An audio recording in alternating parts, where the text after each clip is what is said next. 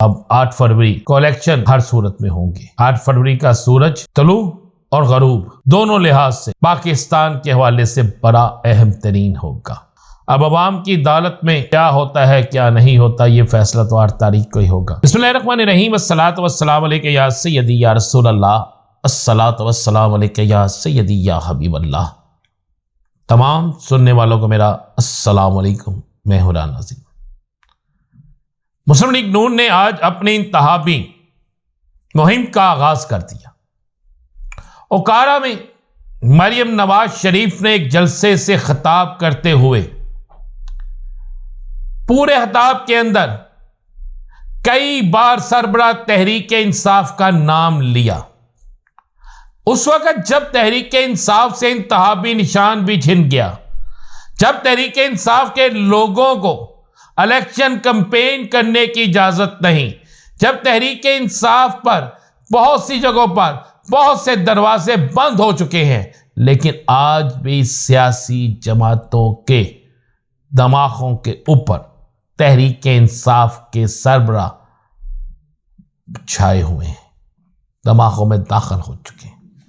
पूरे जलसे में एक बात सिर्फ की अवामी तौर पर, लेकिन शायद मरियम साहबा भूल गई। उन्होंने कहा जी मैं जब घर से निकली तो मियाँ नवाज शरीफ साहब बड़े परेशान थे और सोच रहे थे कि गैस की कीमत, बिजली की कीमत किस तरह कम करनी है।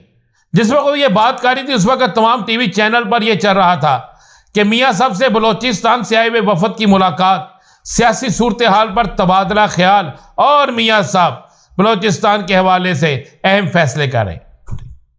मरियम साहबा गैस की कीमतें, बिजली की कीमतों में परेशानी दिखा रही थी और मियाँ साहब सियासत पे जोर तोड़ कर रहे थे।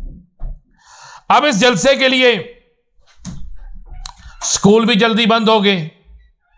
अब इस जलसे के लिए बाकी मामलात भी हो गए और जो सोशल मीडिया पे एक शोर मचा हुआ था कि स्कूल के बच्चों को जलसे में बुलाया जाएगा और बच्चे गए, और उसका बड़ा सबूत खुद मरियम नवाज शरीफ साहब ने उस वक्त दे दिया जब एक स्कूल की छोटी सी बच्ची को बकायदा प्लांट करके स्टेज के पास लाया गया, उस बच्ची को ऊपर लाया गया, फिर उस बच्ची ने बाकायदा ऑटोग्राफ लिया और उसे तमाम चैनल्स पर और तमाम जगहों पर दिखाया गया।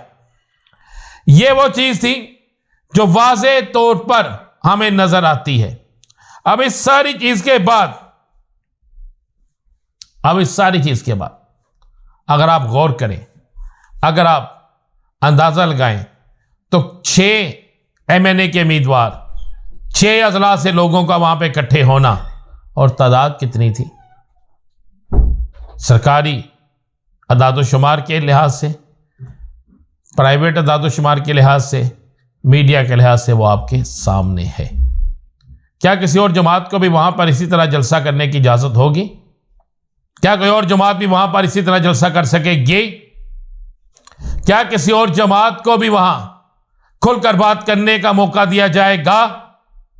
लेकिन आज नून लीग के बकौल जलसा कामयाब है, लेकिन मैंने जो सियासी जलसे देखे हैं, अगर मरियम नवाज शरीफ साहबा का ओकारा में तैयार करदा जलसा यह था तो फिर इससे तो बहुत बड़ा जलसा कराची में खौफ के साए में शेर अफजल मुरव्वत का था, जिसमें सारी चीजें सामने थी।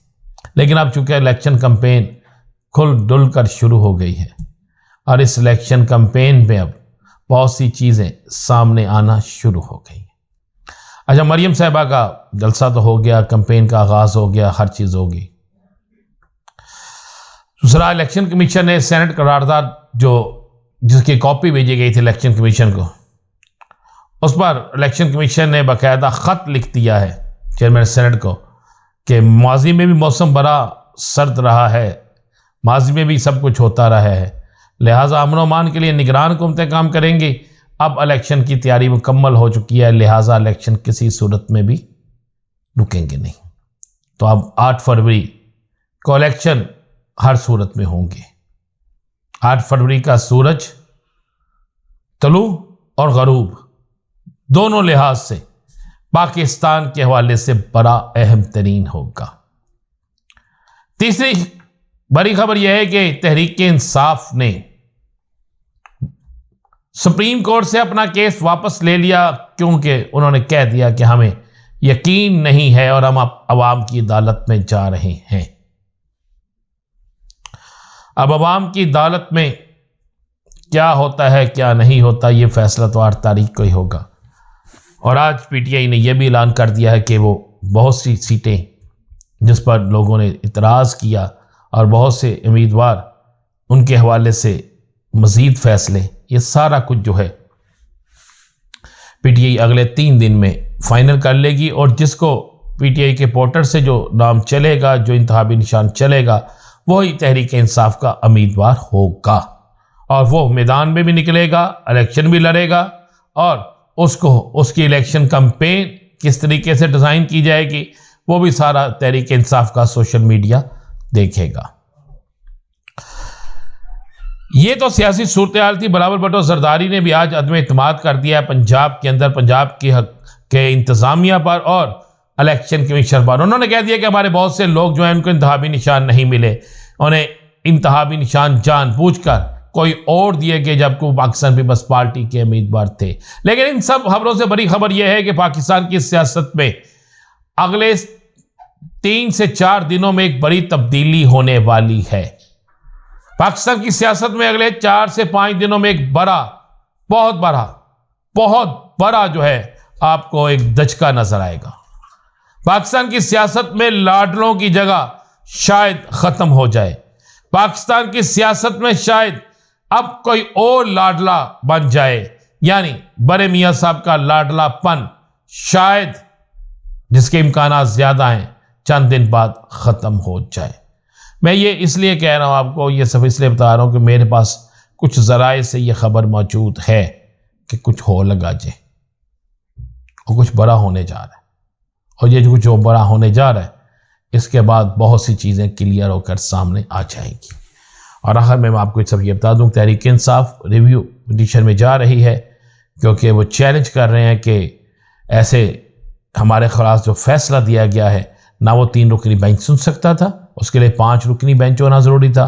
और दूसरा, वो जिन बुनियादों पर फैसला दिया गया है वो बुनियादें दुरुस्त नहीं हैं। देखते हैं अब तहरीक इंसाफ की इस पिटीशन पर क्या जवाब आता है, क्या नहीं आता। लेकिन एक बात तो बड़ी क्लियर है कि दरवाज़ा इक़्तिदार का जिनके लिए खुलना था, अब उनके लिए नहीं खुल रहा। इक़्तिदार का दरवाज़ा नून लीग के लिए नहीं खुल रहा। यह बात आप नोट कर लीजिएगा और इस हवाले से आपको जल्द बड़ी खबर भी दूंगा। इजाज़त दीजिए, अल्लाह हाफ़िज़।